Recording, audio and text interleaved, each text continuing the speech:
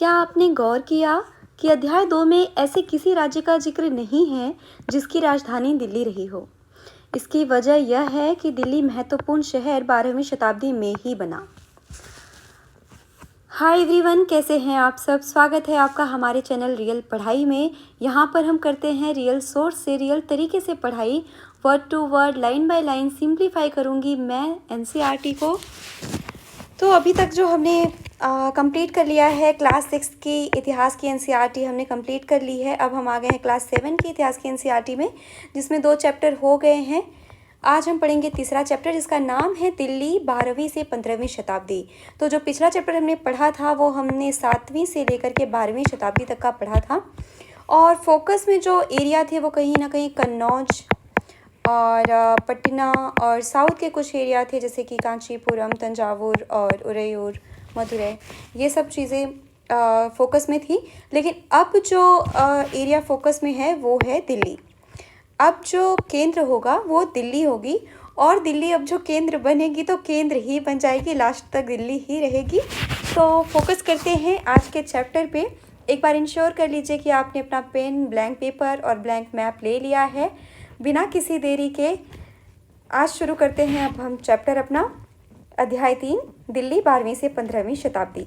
और हाँ, अगर आपने अभी पिछले चैप्टर्स नहीं पढ़े हैं तो मैं आपको इंसिस्ट करूँगी कि प्लीज़ आप जाकर के पहले के चैप्टर्स जो हैं उन्हें पढ़ लें। प्लेलिस्ट मैं डिस्क्रिप्शन में डाल दूँगी। आप चैनल पे भी जाकर के प्लेलिस्ट बनी हुई है, वहाँ से भी देख सकते हैं। जब आप पिछले चैप्टर्स पढ़ लेंगे तभी आपको अगले चैप्टर्स बहुत अच्छे से समझ में आएंगे, आपको रटना नहीं पड़ेगा। तो बिना किसी देरी के शुरू करते हैं हम आज का अध्याय। देखते हैं क्या बात है दिल्ली के बारे में, दिल्ली का इतिहास। हमने अध्याय 2 में देखा कि कावेरी डेल्टा जैसे क्षेत्र बड़े राज्यों के केंद्र बन गए थे। क्या आपने गौर किया कि अध्याय 2 में ऐसे किसी राज्य का जिक्र नहीं है जिसकी राजधानी दिल्ली रही हो। इसकी वजह यह है कि दिल्ली महत्वपूर्ण शहर 12वीं शताब्दी में ही बना। इसके पहले दिल्ली पर किसी का फोकस नहीं था। कैसे हुआ दिल्ली पर फोकस, देखते हैं। तालिका 1 पर नजर डालिए। पहले पहल तोमर राजपूतों के काल में दिल्ली किस साम्राज्य की राजधानी बनी। तालिका 1 कहाँ पर है, देखते हैं। ये है तालिका 1।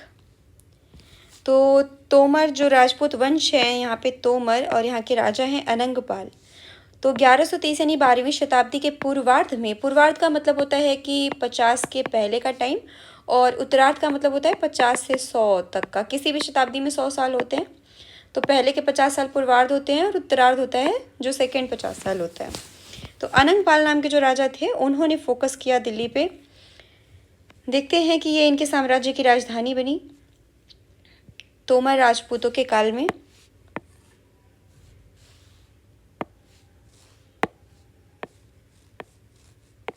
एक मिनट, मुझे कलर लेने होंगे। यस। 12वीं सदी के मध्य में तोमरों को अजमेर के चौहानों ने परास्त किया। अजमेर के चौहान, हमने मैप वगैरह देखे थे यहाँ पे, जो हम पिछले चैप्टर पढ़ रहे थे तो हमने मैप देखा था। मैं क्लियर कर देती हूँ। यहाँ पे जो हैं ये हैं चाहमान, और यही चौहान बोले जाते थे। यही चाहमान भी थे। जो पृथ्वीराज चौहान का जिक्र आया हुआ था मोहम्मद गोरी से लड़ाई में, जो पहले तो वो 1191 में उन्होंने गोरी को परास्त किया था, फिर 92 में वो खुद परास्त हो गए थे। तो यहाँ पे चौहान है। तो तोमरों की लड़ाई होती थी चौहानों से, चौहानों ने इन्हें परास्त किया। तोमरों और चौहानों के राज्यकाल में ही दिल्ली वाणिज्य का एक महत्वपूर्ण केंद्र बन गया। इसी टाइम में दिल्ली जो है वाणिज्य का केंद्र बना। इस शहर में बहुत सारे समृद्धशाली जैन व्यापारी रहते थे, जिन्होंने अनेक मंदिरों का निर्माण करवाया। यहाँ देहलीवाल कहे जाने वाले सिक्के भी ढाले जाते थे, जो काफ़ी प्रचलन में थे। और यहाँ पे कौन सी कम्युनिटी रहती थी? जैन। जैन कम्युनिटी एक रिच कम्युनिटी है, आप भी जानते होंगे। यहाँ पे जो सिक्के ढाले गए उन्हें देहलीवाल सिक्के कहे जाते थे। तो कहीं ना कहीं ये दिल्ली से जुड़ा हुआ नाम है। यहाँ पे काफ़ी मंदिर थे, और मंदिर हमारे पहले से भी काफ़ी समृद्धशाली रहे हुए हैं। ये मानचित्र में देख लेते हैं क्या है। 13वीं 14वीं सदी में दिल्ली सल्तनत के कुछ चुने हुए शहर, कौन कौन से शहर हैं? यहाँ है फिरोजाबाद, फिरोज शाह कोटला, जो कि दिल्ली के पास ही है। ये यमुना नदी का पुराना मार्ग है, और ये यमुना नदी का अभी नया मार्ग है। हौस खास यहाँ पे है, सीरी यहाँ पे है, जहाँपना यहाँ है, दिल्ली, एक कूना, कुतुब मीनार, हौज सुल्तानी, तुगलकाबाद, आदिलाबाद, यानी कि ये कुल मिला के दिल्ली है। तो ये सब जगहों को आप मार्क कर लीजिएगा। आप स्क्रीनशॉट ले सकते हैं या मार्क करके रख सकते हैं। मैं क्लियर कर देती हूँ। 13वीं सदी के आरंभ में दिल्ली सल्तनत की स्थापना हुई और इसके साथ दिल्ली एक ऐसी राजधानी में बदल गई जिसका नियंत्रण इस उपमहाद्वीप के बहुत बड़े क्षेत्र पर फैला था। तालिका एक पर फिर से नज़र डालिए और उन 5 वंशों की पहचान कीजिए जिनसे मिलकर दिल्ली की सल्तनत बनी। दिल्ली की सल्तनत जो आपको पहला ये मिला इम्पॉर्टेंट लाइन कि वो 5 वंशों से मिलकर के हम उसे कंबाइंड रूप में बोल देते हैं कि ये दिल्ली सल्तनत है। इसके पहले भी दिल्ली केंद्र में आ गई थी, लेकिन राजपूत वंश कर रहा था। जो दिल्ली सल्तनत की बात आती है, जो 5 वंशों ने मिलकर के दिल्ली को ज़्यादा फोकस में लाया, वो शुरुआत होती है 13वीं शताब्दी से, यानी कि 1200 के आगे से। देखते हैं, जिस इलाके को हम आज दिल्ली के नाम से जानते हैं, वहाँ इन सुल्तानों ने अनेक नगर बसाए। मानचित्र 1 को देखकर दिल्ली, एक कुन्हा, सीरी और जहाँपना को पहचानिए। यानी कि सल्तनत हम आज जिसे पूरा दिल्ली कह रहे हैं, वहाँ पे अनेक शहर बसे हुए थे छोटे छोटे, आज मिला के वो पूरा दिल्ली है। जैसे सीरी हो गया, जैसे दिल्ली कुआं हो गया, जैसे जहाँपना हो गया, तो ये सब जो थे वो शहर जैसे थे। और देखते हैं कि तालिका 1 में क्या क्या दिया गया। तो ये तोमर हैं, ये चौहान है, पृथ्वीराज चौहान है। तो इन सब ने यहाँ पे दिल्ली से शासन किया। दिल्ली के लिए इन्होंने आपस में लड़ाइयाँ की। चौहानों ने तोमरों को हराया था। प्रारंभिक तुर्की शासन, पहले तो ये जो तुर्की शासन है, पहला वंश ये है जो 1206 से 1290 तक इसने शासन किया। यहाँ पे कुछ राजा हैं, कुतुबुद्दीन ऐबक, शमसुद्दीन, इल्तुतमिश, रजिया और गयासुद्दीन बलबन। ये सब आपको याद होने चाहिए, जो एनसीईआरटी ने दिया हुआ है ना।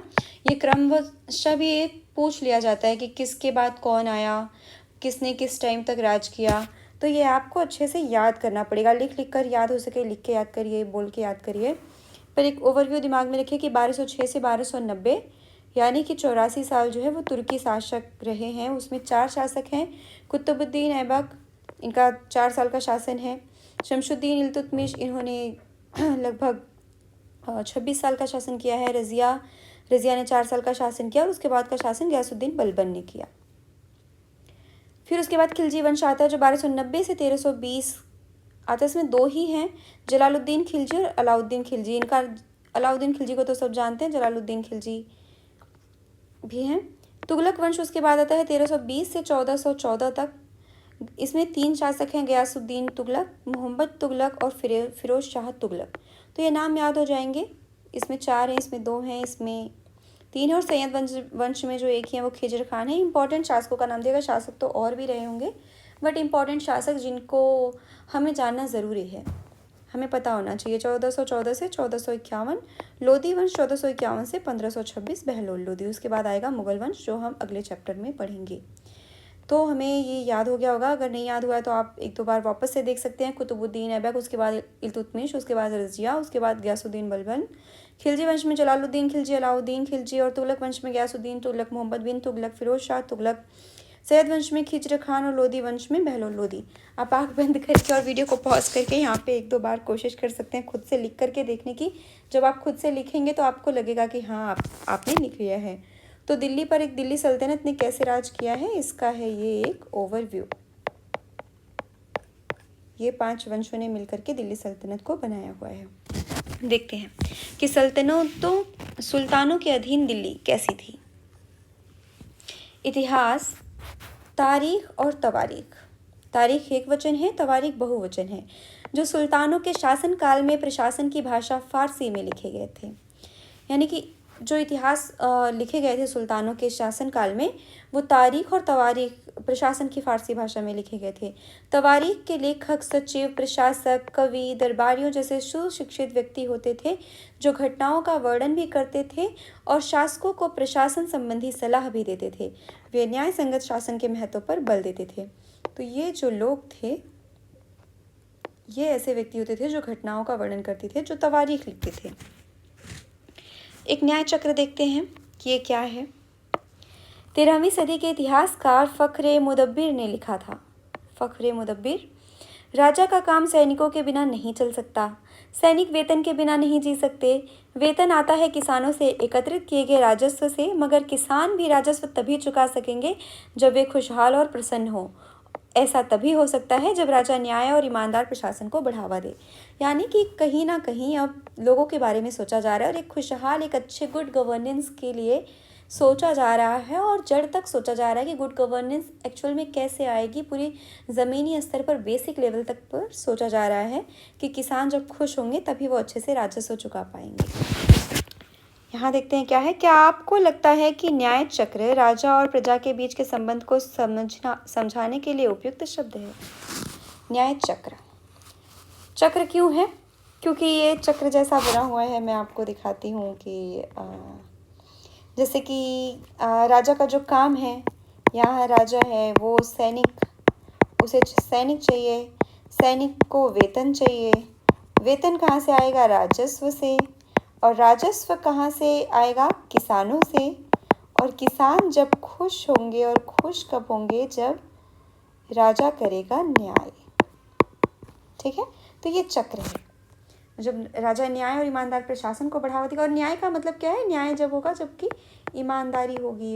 राजा ईमानदार होगा तो न्याय होगा, तो किसान खुश होंगे, फिर राजस्व देंगे, वेतन मिलेगा सैनिकों को। सैनिक अच्छे होंगे तो राजा अच्छे से निडर होकर के शासन करेगा और वर्चस्वशाली शासन करेगा। तो न्याय चक्र एक बहुत ही अच्छा शब्द है। इस शब्द को आप नोट करके भी रख सकते हैं, न्याय चक्र। ये अपने आप में एक बहुत बड़ा शब्द हो गया है, जिसे इलेबोरेट करने पर एक डायग्राम आप बना सकते हैं अच्छा खासा। ये बैड हैंड राइटिंग के लिए मैं आपसे क्षमा मांगूंगी। यहाँ देखते हैं कि क्या है। ये कुछ और बातें ध्यान में रखें। तवारीख के लेखक नगरों में, विशेषकर दिल्ली में रहते थे। गांव में शायद ही कभी रहते हों, गांव में बहुत कम। वे अक्सर अपने इतिहास सुल्तानों के लिए उनसे ढेर सारे इनाम और इकराम पाने की आशा में लिखा करते थे। यानी कि कुल मिला के वो भी दरबारी कवि थे। ये लेखक चारण कवि जिसे कहा जाता है, एनसीईआरटी ने हमें पहले बता दिया है कि जो चारण कवि होते हैं वो दरबारी कवि होते हैं। ये लेखक अक्सर शासकों को जन्म सिद्ध अधिकार और लिंग भेद पर आधारित आदर्श समाज व्यवस्था बनाए रखने की सलाह देते थे। इनके विचारों से सारे लोग सहमत नहीं होते थे। यानी कि वे लिंग भेद को बढ़ावा देते थे, जन्म सिद्ध अधिकार को बढ़ावा देते थे, क्योंकि वो राजा के लिए काम कर रहे हैं तो फिर वो राजा को जो पसंद है वही करते थे। जो रोगी को भाए वही वैद्य बताए। और यहाँ पे देख लेते हैं, यहाँ पे क्या दिया हुआ है। जन्म सिद्ध अधिकार, जन्म के आधार पर विशेषाधिकार का दावा। उदाहरण के लिए लोग मानते थे कि कुलीन व्यक्तियों को कुछ खास परिवारों में जन्म लेने के कारण शासन करने का अधिकार विरासत में मिलता है। यानी कि अगर आपने जिस कुल में जन्म ले लिया है उस कुल की जो चीज़ें हैं वो आपको बेनिफिट, वो चीज़ें मिलेंगी। लिंग भेद क्या है? स्त्रियों तथा पुरुषों के बीच सामाजिक तथा शरीर रचना संबंधी अंतर, सामाजिक अंतर और तो शरीर रचना के संबंध में अंतर। आमतौर पर यह तर्क दिया जाता है कि ऐसे अंतर के कारण पुरुष स्त्रियों की तुलना में श्रेष्ठ होते हैं। और देखते हैं, सन 1236 में सुल्तान इल्तुतमिश की बेटी रज़िया सिंहासन पर बैठी। उस युग के इतिहासकार मिन्हाज सिराज ने स्वीकार किया कि वह अपने सभी भाइयों से अधिक योग्य और सक्षम थी, लेकिन फिर भी वह एक रानी के शासक के रूप में मान्यता नहीं दे पा रहा था। यानी कि मिन्हाज सिराज, ये तो बहुत इंपॉर्टेंट इतिहासकार हैं इस टाइम के, इनको भी हाईलाइट कर लीजिए आप। वो रज़िया सुल्तान जो थी इस टाइम पे, जो वो बैठी गद्दी पे, वो अपने सभी भाइयों से अधिक योग्य थी, लेकिन फिर भी चूँकि वो एक स्त्री है तो वो मान्यता नहीं दे पा रहे थे, क्योंकि वो कहीं ना कहीं बायस्ड थे, पक्षपाती थे पुरुषों को श्रेष्ठता को लेकर के। तो उन्होंने रज़िया को बहुत अच्छे से, मतलब दिल से मान्यता नहीं दी। रज़िया ने जैसे तैसे अपना शासन चलाया है। दरबारी जन भी उसके स्वतंत्र रूप से शासन करने की कोशिशों से प्रसन्न नहीं थे। सन 1240 में उसे सिंहासन से हटा दिया गया, यानी कि कोशिश करके उसे हटा ही दिया गया 4 साल के शासन में।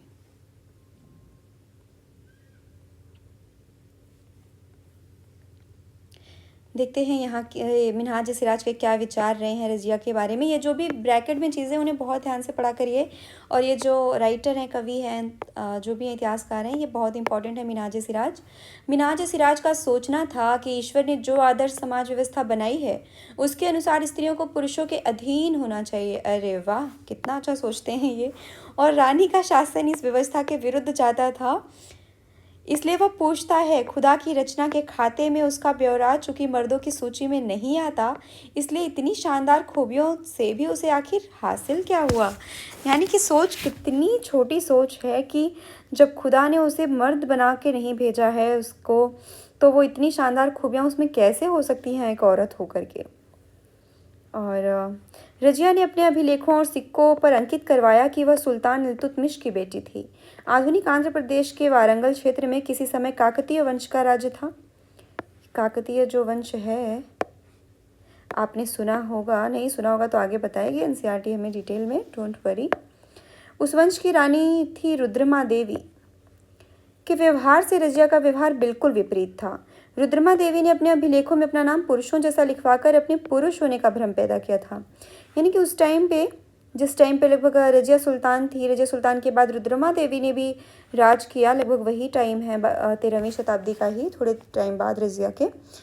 लेकिन उन्होंने क्या था कि उन्होंने पुरुषों के भ्रम होने का पैदा किया, क्योंकि इतने रहे होंगे, इतना विरोध रहा होगा, तो कोशिश किया होगा, दिमाग लगाया होगा कि पुरुषों का जैसा नाम लिखाऊं ताकि लोगों को शक ना हो।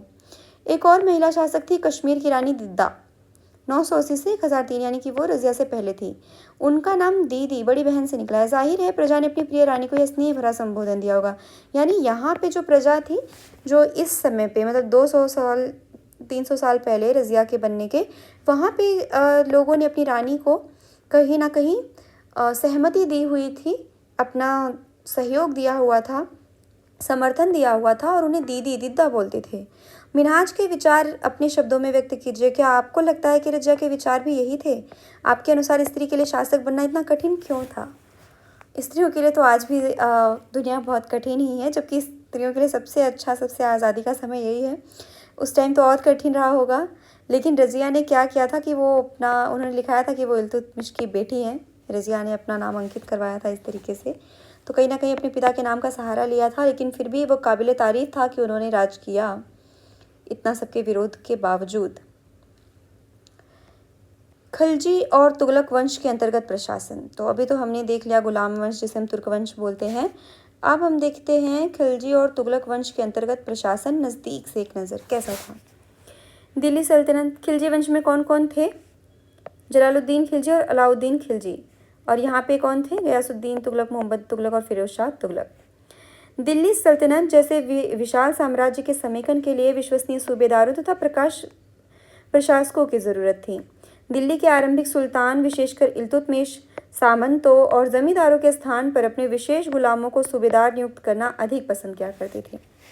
यानी कि जो दिल्ली के आरंभिक सुल्तान, विशेषकर जो इल्तुतमिश थे, सामंतों और जमींदारों के स्थान पर अपने विशेष गुलामों को सूबेदार नियुक्त करना अधिक पसंद करते थे।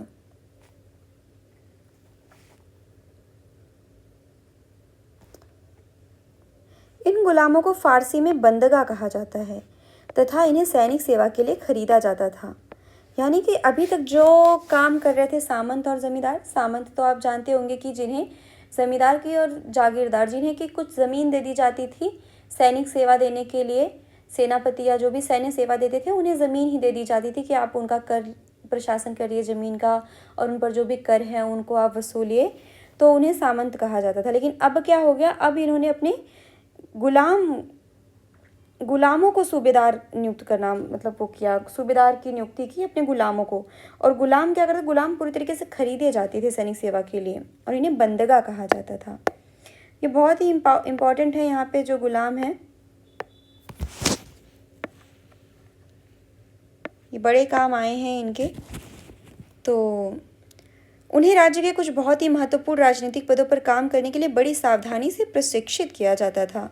वे चूँकि पूरी तरह अपने मालिक पर निर्भर रहते थे, पूरी तरह से, हाँ, वो हर एक चीज़ के लिए अपने मालिक पर, क्योंकि वो उन्हें खरीद लिया गया है तो अब वो पूरे उनके सामान बन चुके हैं। इसलिए सुल्तान भी विश्वास करके उन पर निर्भर हो सकते थे। तो दोनों एक दूसरे पर निर्भर थे। गुलाम पूरी तरीके से उनके मतलब एक समझ लीजिए कि रोबोट है, जो भी फंक्शन कर दिया गया है वो करेगा। बेटों से बढ़कर थे गुलाम। अब देखिए, जो गुलाम थे वो बेटों से बढ़कर है। सुल्तानों को सलाह दी जाती थी, जिस गुलाम को हमने पाला पोसा और आगे बढ़ाया है उसकी हमें देखभाल करनी चाहिए, क्योंकि तकदीर अच्छी हो तभी पूरी ज़िंदगी में कभी कभी ही योग्य और अनुभवी गुलाम मिलता है। बुद्धिमानों का कहना है कि योग्य और अनुभवी गुलाम बेटे से भी बढ़कर होता है। क्या आपको गुलाम को बेटे से बढ़कर मानने का कोई कारण समझ में आता है? क्योंकि बेटा तो थोड़ा सा बहुत अपने समझ से रहेगा, अपनी शक्तियाँ रहेंगी उसके पास, वो थोड़ा सेल्फ डिपेंडेंट हो सकता है, लेकिन गुलाम जो है वो हमेशा राजा पे डिपेंडेंट है और तो बहुत अच्छे से विश्वसनीय होता है राजा का। आश्रित क्या है? जो व्यक्ति किसी अन्य व्यक्ति के संरक्षण में रहता हो, उस पर निर्भर हो, उसे बोलते हैं आश्रित। खलजी और तुगलक शासक बंदगा का इस्तेमाल करते रहे और साथ ही अपने पर आश्रित निम्न वर्ग के लोगों को भी ऊंचे राजनीतिक पदों पर बैठाते रहे। यानी कि इन्होंने भी बंदगा की जो गुलामों की जो परंपरा थी उनको बनाए रखा और छोटे लोगों को भी ऊंचे राजनीतिक पदों पर बैठाया। ऐसे लोगों को सेनापति और सूबेदार जैसे पद दिए जाते थे, लेकिन इससे राजनीतिक अस्थिरता भी पैदा होने लगी कि छोटे लोगों को जैसे गुलामों को अपना बड़े पद देने लगे, पर इससे राजनीतिक अस्थिरता पैदा होने लगी, क्योंकि जब ताकत बहुत ज़्यादा विकेंद्रण हो जाता है ताकत का, तो राजनीतिक अस्थिरता भी होती है। गुलाम और आश्रित अपने मालिकों और संरक्षकों के प्रति तो वफादार रहते थे, मगर उनके उत्तराधिकारियों के प्रति नहीं। तो इनका जो कमी है गुलामों की वो ये है कि वो अपने मालिकों के प्रति तो रहते थे, क्योंकि मालिक उनका सब कुछ खर्चा उठा रहे हैं, लेकिन उनके उत्तराधिकारियों के प्रति नहीं रहते थे। उनसे तो वो कि हम आपके जो उनके गुलाम हैं, लेकिन उनके उत्तराधिकारियों के गुलाम थोड़े ना हैं। सुल्तानों ने के अपने नौकर होते थे, फलस्वरूप किसी नए शासक के सिंहासन पर बैठते ही प्रायः नए और पुराने सरदारों के बीच टकराहट शुरू हो जाती थी। यानी कि जैसे उत्तराधिकारी जो हैं, जो राजा हैं, उनके उत्तराधिकारी हैं, राजा के अलग बंदगाह हैं, गुलाम हैं, और सुल्तानों के अपने अलग नौकर हैं। तो जैसे ही उत्तराधिकारी बदल जाते थे, जैसे ही राजा बदल गए, तो उनके जो नौकर हैं तो वो भी बदल जाते थे। पुराने सरदारों के बीच टकराहट शुरू हो जाती थी, सूबेदारों के बीच। सुल्तानों द्वारा निचले तबके के लोगों को संरक्षण दिए जाने के कारण उच्च वर्ग के कई लोगों को गहरा धक्का भी लगता था। तो जो उच्च वर्ग के लोग थे, जो नाते रिश्तेदार थे, जो वीआईपी लोग थे, उनको भी बड़ा धक्का लगता था कि निचले लोगों को ये क्या कर रहे हैं, कि निचले लोगों को अच्छे अच्छे पद पे बैठा रहे हैं और हमें क्यों नहीं पूछ रहे हैं। बट राजा के लिए निचले लोगों को खरीदना ईजी था, खरीद लेते थे तो वो पूरी तरीके से उनके मर्जी से अपनी मर्जी का काम करवाते थे, तो राजा के लिए वो अच्छा था ऑप्शन। अगर वीआईपी लोगों को रखेंगे, वर्चस्वशाली लोगों को अपने पास रखेंगे, तो वो उनके अंडर में तो रहेंगे नहीं। तो ये सब लॉजिक थे।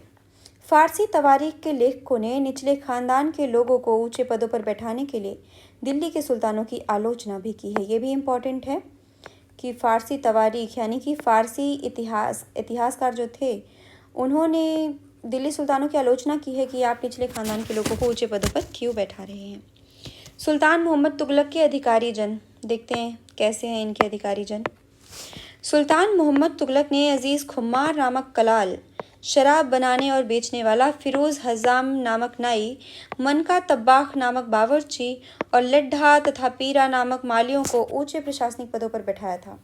ये सुल्तान मोहम्मद तुगलक हैं, तुगलक वंश के।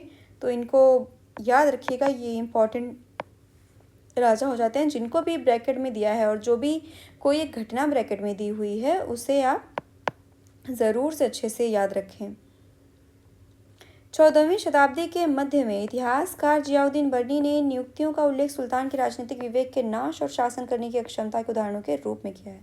तो यहाँ पे हैं जियाउद्दीन बर्नी। तो इन्होंने इस राजा को ये कमी बताई है कि आप निचले तबके के लोगों को क्यों जोड़ रहे हैं। सुल्तान की आलोचना क्यों की होगी? क्योंकि बड़े लोगों का दबाव रहा होगा और छोटे लोगों पे भरोसा बहुत कम होता है, तो सबको शासन में मिलाने के लिए तो कहीं ना कहीं वो सलाहकार थे राजा के, तवारीख लिखने वाले, तो वो चाहते थे कि राजा का शासन में केंद्रीयकरण ज़्यादा बना रहे। पहले वाले सुल्तानों की ही तरह खिलजी और तुगलक शासकों ने भी सेना नायकों को भिन्न भिन्न आकार के इलाकों के सूबेदार के रूप में नियुक्त किया। भिन्न भिन्न आकार के इलाकों के सूबेदार के रूप में। आप सूबेदार समझ ही रहे होंगे, जैसे जमींदार थे, जैसे सामंत थे, बस वैसे ही ये इलाके इक्ता कहलाते थे। सॉरी, इक्ता। इक्ता बहुत इम्पोर्टेंट है, इक्तेदारी दी जाती थी। इन्हें संभालने वाले अधिकारी इक्तेदार या मुफ्ती कहे जाते थे। तो ये बहुत इम्पोर्टेंट है, इक्ता को बहुत ध्यान से पढ़िएगा। और इनके जो इक्तादार हैं उनको मुफ्ती कहा जाता था। मुफ्ती का फर्ज था सैनिक अभियानों का नेतृत्व करना और अपने इक्तों में कानून और व्यवस्था बनाए रखना। यानी कि जो इन्हें ज़मीनें दी जा रही हैं, जो इलाका दिया जा रहा है, जैसे कि उस टाइम पे सामंतों को ज़मीनें दी जाती थी, इन्हें इलाका ही दे दिया जा रहा है। तो जो इलाका दिया जा रहा है उनमें कानून व्यवस्था बनाना है और सैनिक अभियानों का नेतृत्व करना है। अपनी सैनिक सेवाओं के बदले वेतन के रूप में मुफ्ती अपने इलाकों से राजस्व की वसूली करते थे। वेतन के रूप में, राजस्व के रूप में मिली रकम से ही वे अपने सैनिकों को तनख्वाह भी देते थे कि वो मतलब कहीं ना कहीं छोटे लेवल पे वो खुद भी राज्य चला रहे हैं, जैसे ग्राम प्रधान वगैरह होते हैं। मुफ्ती लोगों पर काबू रखने का सबसे प्रभावी तरीका यह था कि उनका पद वंश परंपरा से न चले और उन्हें कोई भी इक्ता थोड़े थोड़े समय के लिए ही मिले, जिसके बाद उनका स्थानांतरण किया जाए। यानी कि मुफ्ती पर काबू रखने का भी तरीका था, क्योंकि एक ही मुफ्ती अगर वंशानुगत तरीके से चलता जाएगा तो वहाँ पे पकड़ बनाने लगेंगे और एक दिन क्या है कि राजा का ही तख्ता पलट कर देंगे, सामंतों की तरह बोल देंगे कि अब हम तो स्वतंत्र हो गए हैं। तो कहीं ना कहीं इन राजाओं ने इस बात का ख्याल रखा कि वह स्वतंत्र ना हो, अपने इतिहास से उन्होंने सीख ली और तो उन्होंने ये अपनाया कि वंश परंपरा नहीं चलेगी, इसमें इक्ता में वंश परंपरा नहीं चलेगी, थोड़े थोड़े समय के लिए मिलेंगे और स्थानांतरण कर दिया जाएगा। सुल्तान अलाउद्दीन खिलजी और मोहम्मद तुगलक के शासनकाल में नौकरी के इन कठोर नियमों को बड़ी सख्ती से पालन होता था। मुफ्ती लोगों द्वारा एकत्रित की गई राजस्व की रकम का हिसाब लेने के लिए राज्य द्वारा लेखा अधिकारी नियुक्त किए जाते थे। यानी मुफ्तियों पे बहुत अच्छे से नकेल भी कसी जाती थी, जितना दिया गया था, सुविधा दी गई थी, उतनी ही ज़्यादा उनका हिसाब किताब भी था। इस बात का ध्यान रखा जाता था कि मुफ्ती राज्य द्वारा निर्धारित कर ही वसूले और तय संख्या के अनुसार सैनिक रखे। ये नहीं कि अपने मनमानी सैनिक रख लिया और बोल दिया कि हमें तो बहुत ज़्यादा चाहिए और इसी अनुसार वो कर भी कौन कौन से कर वसूल रहे हैं उसका भी लेखा जोखा रखा जाता था। जब दिल्ली के सुल्तान शहरों से दूर आंतरिक इलाकों को भी अपने अधिकार में ले आए, यानी कि दिल्ली के दूर के इलाके जो हैं, यहाँ के इलाके से भी जब बाहर इधर और बढ़े तो उन्होंने भूमि के स्वामी सामंतों और अमीर जमींदारों को भी अपनी सत्ता के आगे झुकने को बाध्य कर दिया। यानी कि जो भी यहाँ पे सामंत और जागीरदार थे उनको भी झुकने के लिए बाध्य किया और उस पर नियंत्रण कर लिया। अलाउद्दीन खिलजी के शासनकाल में भू राजस्व के निर्धारण और वसूली के कार्य को राज्य अपने नियंत्रण में ले आया। यानी कि अलाउद्दीन खिलजी ने कहीं न कहीं बहुत शासनकाल को बहुत ज़्यादा अपने नियंत्रण में रखा। भू राजस्व का निर्धारण वो करेंगे और वसूली के कार्य का निर्धारण वो करेंगे। यानी कि आर्थिक जो चीज़ें थी, आर्थिक गतिविधियाँ थी, उनको अपने ही नियंत्रण में ही रखा और उसी से ही पूरे राज्य की नींव होती है, आर्थिक नियंत्रण से ही। स्थानीय सामंतों से कर लगाने का अधिकार छीन लिया गया, इनसे अधिकार छीन लिया गया, बल्कि स्वयं उन्हें भी कर चुकाने को बाध्य किया। मतलब एक तो सामंत जो पहले दूसरों से कर लेते थे, अब कौन कहे कि वो कर दूसरों से लेंगे, वो खुद भी कर चुका रहे हैं। सुल्तान के प्रशासकों ने ज़मीन की पैमाइश की और इसका हिसाब बड़ी सावधानी से रखा। ज़मीन की पैमाइश आप देखेंगे ना कि पहली बार पैमाइश यहीं पे हो रही है मध्यकाल में। कुछ पुराने सामंत और जमींदार राजस्व के निर्धारण और वसूली अधिकारी के रूप में सल्तनत की नौकरी करने लगे। यानी कि कुछ जो दिमागदार थे सामंत और ज़मींदार, उन्होंने क्या किया कि नौकरी के तौर पर ही अपने काम को जारी रखा सरकार की तरफ से, सल्तनत की तरफ से। उस समय 3 तरह के कर थे। कृषि कर, जिसे खराज कहा जाता था, और किसान की उपज का लगभग 50%, ओ माय गॉड, मतलब 1/2 हिस्सा, आधा जो किसान उगाएगा, आधा तो वो कर में ही दे देगा। इसके पहले के अगर आप कर देखेंगे, जब आप आगे डिटेल में पढ़ेंगे, तो 1/6, 6वां हिस्सा मौर्य काल ये सब में इतना कम लिया जाता था, पर ये तो 1/50 ले रहे हैं। मवेशियों पर भी कर है और घरों पर भी टैक्स है। ये याद रखना ज़रूरी है कि इस उपमहाद्वीप का काफ़ी बड़ा हिस्सा दिल्ली के सुल्तानों के अधिकार से बाहर ही था। यानी कि जो सल्तनत वाला जो काल था, दिल्ली के सुल्तान जो थे, सल्तनत क्यों कहा गया? क्योंकि उन अभी तक राजा होते थे, तो राजा से हम राजा से राज्य बोलते थे, साम्राज्य बोलते थे। तो जब सुल्तान है, शासकों का नाम सुल्तान है, तो हम सल्तनत बोल देते हैं। तो इनका जो बहुत ज़्यादा इलाका जो था वो बहुत बाहर ही था, मतलब ऐसा बहुत कम ही इलाके पे ये राज कर रहे थे, बहुत सारा इलाका। दिल्ली से बंगाल जैसे सुदूर प्रांतों का नियंत्रण कठिन था, यानी कि इधर तो इनसे नियंत्रण हो नहीं पाता था, वो इधर ही व्यस्त रहते थे। दक्षिण भारत के विजय के तुरंत बाद ही वह पूरा क्षेत्र फिर से स्वतंत्र हो गया, मतलब इधर भी इन्होंने विजय की थी, लेकिन इधर से कंट्रोल करना मुश्किल था इतने दूर से, तो फिर वो उन्होंने अपनी स्वतंत्रता घोषित कर दी। यहाँ तक कि गंगा के मैदानी इलाकों में भी घने जंगलों वाले ऐसे क्षेत्र थे जिनमें बैठने में सुल्तान की सेनाएं अक्षम थी। यानी कि जो एकदम घने जंगल वाले इलाके थे, गंगा के मैदान के इधर के कुछ एरिया यहाँ के, और यहाँ पे आप जानते भी हैं कि आदिवासी वगैरह रहते हैं, जनजातियाँ रहती हैं, तो वहाँ पे सुल्तान जो है वो उन सेनाएं पैठ नहीं कर पा रही थी। स्थानीय सरदारों ने इन क्षेत्रों में अपना शासन जमा लिया। स्थानीय सरदारों ने इन क्षेत्रों में अलाउद्दीन खिलजी और मोहम्मद तुगलक इन इलाकों पर जोर जबरदस्ती अपना अधिकार जमा तो लेते थे, पर वह अधिकार कुछ ही समय तक रह पाता था। यानी कि बड़ा स्ट्रगल कर रहे थे इस समय के जो सुल्तान थे। सरदार और उनकी किलेबंदी देखते हैं, ये क्या चीज़ है। अफ्रीकी देश मोरक्को से 14वीं सदी में भारत आए यात्री इब्न बतूता ने बतलाया है कि सरदार कभी कभी, इब्न बतूता समझ रहे ना, गाना भी तो है इब्न बतूता पहन के जूता, तो वही है इब्न बतूता, और ये मोरक्को से आए थे। अफ्रीकी जो देश है मोरक्को, वहाँ से। आज आपका होमवर्क जो है वो यही है कि आपको मोरक्को देखना है। जब भी कोई ऐसी जगह मिले ना तो उसे इग्नोर मत करिए, गूगल कर लीजिए, तुरंत उस जगह को लोकेट कर लीजिए, देख लीजिए, थोड़ा सा आइडिया लगे कि वो कहाँ से, और देखिएगा कि यहाँ पे भारत है तो यहाँ पे थोड़ा इधर अफ्रीका रहेगा और ऊपर की तरफ मोरक्को है, वो वहाँ से किस रास्ते से आए होंगे, इन सबको देखना बहुत ज़रूरी है। तो उन्होंने क्या क्या बोला कि सरदार कभी कभी चट्टानी ऊबड़ खाबड़ पहाड़ी इलाकों में किले बनाकर रहते थे, और कभी कभी बांस के झुरमुटों में। भारत में बांस पोला नहीं होता, यह बहुत बड़ा होता है। इसके अलग अलग हिस्से आपस में इस तरह से गुथे होते हैं कि उन पर आग का भी असर नहीं होता, और वे कुल मिलाकर बहुत ही मजबूत होते हैं। यानी कि बांस जो है वो बहुत उन्नत किस्म के हैं भारत में। सरदार इन जंगलों में रहते हैं जो इनके लिए किले की प्राचीर का काम कर देते हैं। इस दीवार के घेरे में ही उनके मवेशी और फसल रहते हैं। अंदर ही पानी भी उपलब्ध रहता है, अर्थात वहाँ एकत्रित हुआ वर्षा का जल, इसलिए उन्हें प्रबल बलशाली सेनाओं के बिना हराया नहीं जा सकता। ये सेनाएं जंगल में घुसकर खास तौर से तैयार किए गए औजारों से बांसों को काट डालती हैं।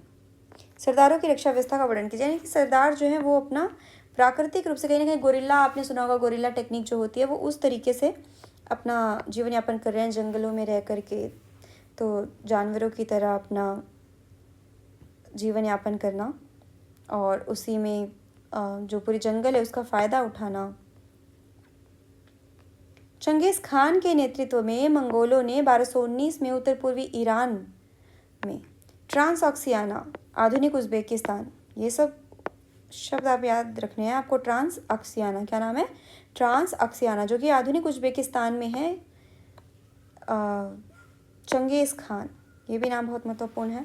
मंगोलों में बहुत ही फेमस मंगोल था ये। इन्होंने हमला किया 1219 में, और इसके शीघ्र बाद ही दिल्ली सल्तनत को उनका धावा झेलना पड़ा। मतलब कि ईरान में हमला किया, और उसके बाद आधुनिक उज़्बेकिस्तान में हमला किया, उसके बाद कहाँ पे हमला किया? सीधा दिल्ली पे। अलाउद्दीन खिलजी और मोहम्मद तुगलक के शासनकालों के आरंभ में दिल्ली पर मंगोलों के धावे बढ़ गए। इससे मजबूर होकर दोनों ही सुल्तानों को एक विशाल स्थानीय सेना खड़ी करनी पड़ी। इतनी विशाल सेना को संभालना प्रशासन के लिए भारी चुनौती था। यानी कि सुल्तानों के ऊपर अब जो है बोझ बढ़ गया, उनकी जिम्मेदारियां बढ़ गई। अब उनको एक विशाल सेना रखनी पड़ रही है ताकि ये इनसे सामना कर सकें, और विशाल स्थानीय सेना रखनी पड़ रही है, तो कहीं ना कहीं ये सरदारों वगैरह से कुछ ना कुछ नेगोशिएशन करेंगे। आगे चल के हमें क्या पता चले। 15वीं तथा 16वीं शताब्दी में सल्तनत देखते हैं। अभी तो हमने 12वीं से 15वीं शताब्दी तक देखा दिल्ली सल्तनत को, अब देखते हैं उसके बाद। तालिका 1 को फिर से देखें। आप पाएंगे कि तुगलक वंश के बाद 1526 तक दिल्ली तथा आगरा पर सय्यद तथा लोधी वंशों का राज्य रहा, यानी कि 15वीं और 16वीं शताब्दी। 16वीं शताब्दी तक की दिल्ली सल्तनत है, उसके बाद 16वीं और 17वीं शताब्दी में मुगल वंश आ जाएगा। तो हमने खिलजी वंश देख लिया, तुगलक वंश देख लिया, अब हम क्या देख रहे हैं, सैयद और लोदी वंश, जो कि बहुत ज़्यादा समय के लिए नहीं था और बहुत ही कम शासक हुए हैं इसमें, बहलोल, लोदी और दरखेज रखा। लोदी वंशों का राज्य रहा तब तक जौनपुर, बंगाल, मालवा, गुजरात, राजस्थान तथा पूरे दक्षिण भारत में स्वतंत्र शासक उठ खड़े हुए थे। उनकी राजधानियां समृद्ध थी और राज्य फल फूल रहे थे, यानी कि दिल्ली सल्तनत मतलब जो अलाउद्दीन खिलजी थे, मोहम्मद बिन तुगलक, ये सब थे, इन सब की मतलब ऐसे ही कमर टूट चुकी थी। इतने सारे शासक स्वतंत्र हो चुके थे, स्वतंत्र राज्य स्थापित होने शुरू हो गए थे। जौनपुर, बंगाल, मालवा, गुजरात, राजस्थान, मतलब दिल्ली के आसपास ही ये राज्य हो रहे हैं और उनकी राजधानियां भी समृद्ध थी और राज्य फल फूल रहे थे। इसी काल में अफगान तथा राजपूतों जैसे नए शासक समूह भी उभरे। अफगान और राजपूत इस काल में स्थापित राज्यों में से कुछ छोटे थे पर शक्तिशाली थे और उनका शासन बहुत ही कुशल तथा सुव्यवस्थित तरीके से चल रहा था। शेरशाह सूर ये इम्पोर्टेंट राजा हैं कि मतलब जो स्वतंत्र स्थानीय राजा थे उनमें भी कुछ बहुत अच्छे से शासन चला रहे थे और जिनमें से जिनका नाम लिया जाना चाहिए वो थे शेरशाह सूरी। बिहार में अपने चाचा के एक छोटे से इलाके के प्रबंधक के रूप में काम शुरू किया और आगे चलकर उसने इतनी उन्नति की कि मुगल सम्राट हुमायूं 1530 से 40 और 1555 से 56 तक को चुनौती दी और परास्त किया। मतलब कि मुगल सम्राट को परास्त किया एक स्थानीय सरदार ने, और ये अपने आप में एक बहुत बड़ी बात है। शेरशाह ने दिल्ली पर अधिकार करके स्वयं अपना राजवंश स्थापित किया, मतलब एक अपना अलग राजवंश चलाया। वंश आप समझ ही चुके हैं कि राजवंश क्या होता है, पिछले के अध्याय में बताया जा चुका है कि एक राजा के बाद उसका जो राजा है, उसके बाद उसका बेटा शासन करे, उसके बाद उसका बेटा शासन करे, तो अपना वंश चलाना। सूर वंश ने केवल 15 वर्ष 40 से 55 शासन किया, लेकिन इसके प्रशासक ने अलाउद्दीन खिलजी वाले कई तरीकों को अपनाकर उन्हें और भी चुस्त बना दिया। यानी अलाउद्दीन खिलजी के जो कुछ तरीके थे, अच्छे तरीके थे, जैसे कि भूमि की पैमाइश करना और कर को और ज़मीन को बहुत अच्छे से देखना भालना, कर को बहुत अच्छे से अपने नियंत्रण में रखना, तो उन सब तरीकों को और चुस्त बना दिया। महान सम्राट अकबर 1556 से 1605 ने जब मुगल साम्राज्य को समेकित किया तो उसने अपने प्रतिमान के रूप में शेरशाह की प्रशासन व्यवस्था को ही अपनाया था। यानी कि शेरशाह सूरी का समझ रहे हैं कि अभी कितना इम्पोर्टेंट है। एक स्थानीय राजा जो स्वतंत्रतापूर्वक एक छोटा राज्य चला रहा था, उसकी मतलब नीति इतनी अच्छी थी, उसकी शासन व्यवस्था इतनी अच्छी थी कि अकबर ने, जो एक महान सम्राट हैं मुगल सम्राट, तो उन्होंने भी ये तरीका, इनके तरीके को अपनाया। कल्पना करें आप अलाउद्दीन खिलजी या मोहम्मद तुगलक के शासनकाल में एक किसान हैं और आप सुल्तान द्वारा लगाया गया कर नहीं चुका सकते। आप क्या करेंगे? क्या क्या हो सकता है? पनिशमेंट मिल सकती है तो पनिशमेंट झेल सकते हैं, या बेगार कर सकते हैं, या कहीं ना कहीं से उधार बाड़ी ले सकते हैं। तो यही सब चीज़ें तभी भी होती थी। और दिल्ली में पहले पहल किसने राजधानी स्थापित की? तोमर वंश ने, अनंगपाल ने। दिल्ली के सुल्तानों के शासनकाल में प्रशासन की भाषा क्या थी? फारसी। तवारीख लिखा जा रहा था। किसके शासन के दौरान सल्तनत का सबसे अधिक विस्तार हुआ? सबसे अधिक जो शासन का विस्तार हुआ वो खिलजी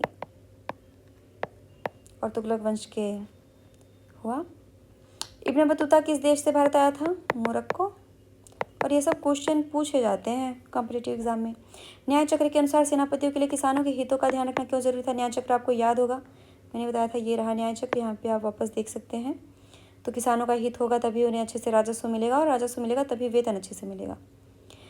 सल्तनत की भीतरी और बाहरी सीमा से आप क्या समझते हैं? सल्तनत की जो भीतरी सीमा थी वह छोटी सीमा थी, यहाँ पे कोर, और जो बाहरी सीमा है यहाँ पे मतलब छोटे जो सामंत हैं, जागीरदार हैं, उनसे रिलेटेड जहाँ पे कम नियंत्रण है वो बाहरी सीमा है, जहाँ पे ज़्यादा नियंत्रण है वो भीतरी सीमा है, यहाँ पे और यहाँ पे। मुक्ति अपने कर्तव्यों का पालन करे या सुनिश्चित करने के लिए कौन कौन से कदम उठाए गए थे? पहली बात तो उनका वंशानुगत खत्म कर दिया गया था, और दूसरा ये कि इन्हें ट्रांसफ़र किया जाए थोड़े थोड़े समय पर। आपके विचार में सुल्तान के आदेशों का उल्लंघन करना चाहने के पीछे उनके क्या कारण हो सकते थे? मुक्ति क्यों उल्लंघन करना चाहते हैं? क्योंकि वो खुद स्वतंत्र होना चाहते होंगे, खुद भी उनकी महत्वाकांक्षा होती है आज भी जैसे नेता वगैरह निकलते हैं तो सोचते हैं कि मैं प्रधानमंत्री बन जाऊं, तो उसी तरीके से महत्वाकांक्षी लोग रहे होंगे, तो उन्हें होता होगा कि मैं भी राजा बन सकता हूँ, वंशानुगत नहीं होना चाहिए, योग्यता पे होना चाहिए। लेकिन सुल्तानों ने दिमाग लगाया था पहले से ही कि वंश की परंपरा ख़त्म कर दी थी और थोड़े थोड़े टाइम पे ट्रांसफ़र व्यवस्था कर दी और बहुत अच्छे से सर्विलांस रखा, निगरानी रखी कि कहीं वो कर ज़्यादा ना ले ले, सैनिक ज़्यादा ना रख लें, तो इन सब से इन पर नियंत्रण हो पाया। आइए विचार करें, क्या आपकी समझ में तवारीख के लेखक आम जनता के जीवन के बारे में कोई जानकारी देते हैं? क्योंकि वो राजाओं के दरबारी थे और उनको पैसे और इन सब के एवज में लिखते थे, तो बहुत ज़्यादा नहीं लिखेंगे वो आम जनता के बारे में। दिल्ली सल्तनत के इतिहास में रज़िया सुल्तान अपने ढंग की एक ही थी। क्या आपको लगता है कि आज महिला नेताओं को ज़्यादा आसानी से स्वीकार किया जाता है? Of course. अब तो लोग बढ़ के सपोर्ट भी कर रहे हैं, तब तो रज़िया सुल्तान को हटा दिया गया। दिल्ली के सुल्तान जंगलों को क्यों कटवा देना चाहते थे? क्या आज भी जंगल उन्हीं कारणों से काटे जा रहे हैं? दिल्ली के सुल्तान जंगलों को काटते थे क्योंकि वहाँ पे सरदार जो है वहाँ पे अपना अड्डा बनाते थे, गुरिल्ला टेक्निक वगैरह रखते थे। पर आज जंगल उन कारणों से नहीं काटे जाते। आज के जो जंगल है वो किस लिए काटे जाते हैं? इंडस्ट्रियलाइजेशन के कारण, वाणिज्यीकरण के कारण। ये जो करके देखना है, ये सब आप देख सकते हैं कि क्या आपके इलाके में दिल्ली के सुल्तानों द्वारा बनवाई गई कोई इमारत है। अगर आप जौनपुर से हैं, जैसे हमारे यहाँ, मैं जौनपुर से हूँ, तो वहाँ पे अटाला मस्जिद है, तो इस तरीके की चीज़, शाही किला है, तो आपके यहाँ भी कुछ ना कुछ होगा। ये आपका होमवर्क है, आप वहाँ पे दें और ज़रूर से ध्यान दें। जब आपको पता होगा तो यही सब चीज़ें पर्सनालिटी डेवलप करती हैं। तो आज जो है, आज का चैप्टर यहीं पे ख़त्म होता है। आपको कैसा लग रहा है? आप अपने महत्वपूर्ण सुझाव, अपने विचार और जो आपकी टिप्पणियाँ हैं उन्हें कमेंट में करें। और मेरा अगर ये प्रयास अच्छा लग रहा हो तो लाइक करें, चैनल को शेयर करें, सब्सक्राइब करें, शेयर करें और मेरा मनोबल बढ़ाएं। जैसा भी लग रहा हो आप अपनी प्रतिक्रिया ज़रूर दर्ज करें। यहाँ तक साथ रहने के लिए और जैसा आपका सपोर्ट है उसके लिए बहुत बहुत धन्यवाद। दिल से आभार व्यक्त करती हूँ मैं। आपके महत्वपूर्ण सुझाव मुझे दे सकते हैं। टेलीग्राम पे अगर आपको ये सब PDF चाहिए, मैप के PDF, तो आप टेलीग्राम के चैनल को ज्वाइन कर सकते हैं। मैं लिंक डिस्क्रिप्शन में डाल दूँगी और आप मुझे कमेंट भी कर सकते हैं। अगर आपको कुछ और भी PDF में चाहिए या कुछ बदलाव चाहिए तो आप मुझे सजेस्ट करें। और आपसे रिक्वेस्ट है कि आप अपना सहयोग बनाए रखें, जिससे मुझे मेरा मनोबल बढ़ेगा, तो मैं आगे के चैप्टर्स लाती रहूँगी। इसी के साथ मैं लेती हूँ आपसे विदा। आप सबका दिन शुभ हो। बहुत बहुत धन्यवाद, बहुत बहुत आभार। बाय।